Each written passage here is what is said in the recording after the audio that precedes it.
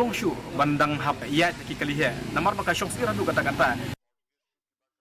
The Maumlo Chera Cement Employees Union has petitioned Chief Minister Conrad K. Sangma for full voluntary retirement scheme benefits for all employees regardless of service length. The union also demands immediate clearance of salaries and pending dues. MCCEU leaders called for financial support for contractual and trainee employees and urged the government to hold discussions with workers before making decisions. The union expressed gratitude for past salary payments despite the inactive status of the VRS plan.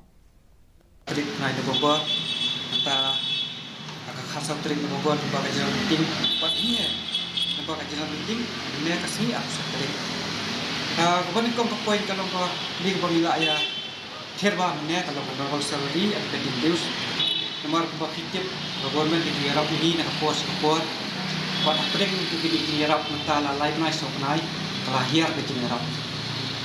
Ajuai itu ke Arab ini kau lokasi live night, nampak ke ikut itu ni bukan government, kalau itu mentala ni layu stak. The inauguration of completed houses